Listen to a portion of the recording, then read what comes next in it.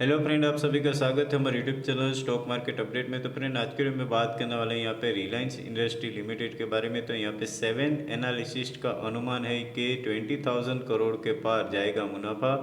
तो जानिए यहाँ पे टॉप 3 ब्रोकर्स की राय। तो यहाँ पे 20,000 करोड़ तक जाएगा मुनाफा। तो यहाँ पे देश की सबसे बड़ी listed company Reliance industry limited RIL जल्दी वित्त वर्ष 2025 और 26 की पहली तिमाही यानी कि नतीजे पेश करने जा रही है, जो 18 जुलाई को आने वाले इन नतीजों पर निवेशकों और बाजार की निगाहें टिकी हुई है।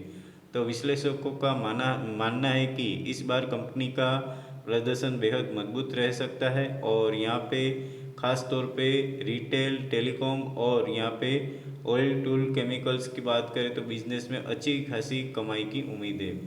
मजबूत रेवेन्यू और मुनाफे की बात की उम्मीद करें तो यहाँ पे ब्लूमबर्ग के एक पोल में यहाँ पे 18 एनालिसिस्ट का अनुमान है। बताया जाता है कि रिलायंस इंडस्ट्री का जो कंसोलिडेटेड रेवेन्यू इस तिमाही में 2.42 लाख करोड़ तक पहुँच सकता है, जो साल दर साल यहाँ पे 4.48% यहाँ पे बढ़ोतरी होगी।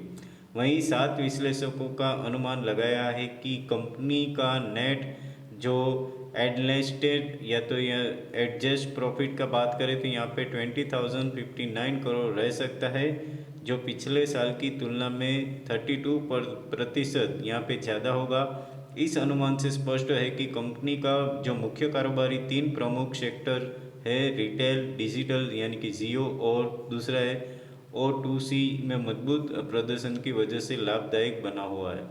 तो फ्रेंड, ब्रोकरेज हाउस भी इस ग्रोथ को लेकर काफ़ी पॉजिटिव नज़र आ रहे हैं। ICI की बात करें तो ICICI सिक्योरिटी का भरोसा है कि तीनों सेगमेंट करेंगे दमदार प्रदर्शन।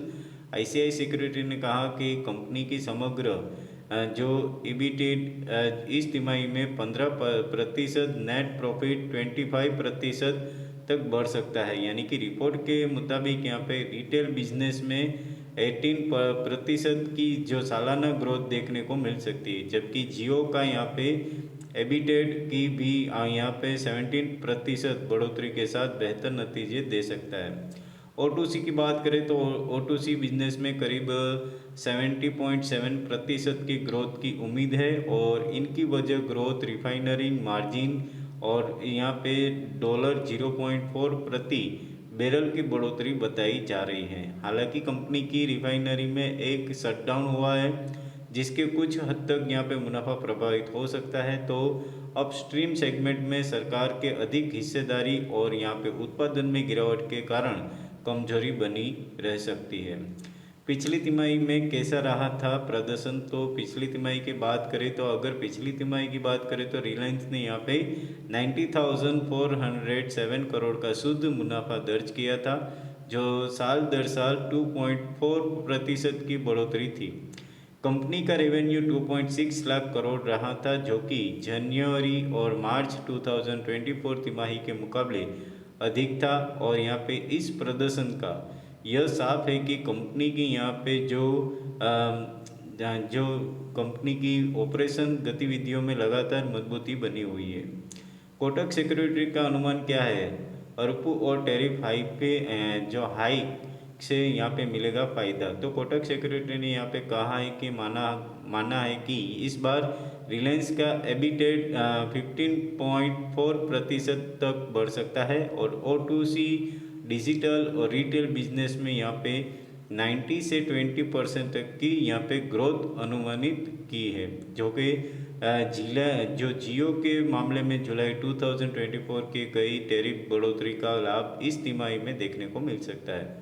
इसके चलते जियो का जो एबिटेड की बात करते हैं, उनका तिमाही आधार यहाँ पर 4.2% बढ़ सकता है और कोटक का अनुमान है कि इस बार जियो का अरपू की बात करें तो एवरेज रेवेन्यू पर यूज़र यहाँ पे 209.5 रह सकता है, जो कि कंपनी के लाभ को बेहतर बनाएगा।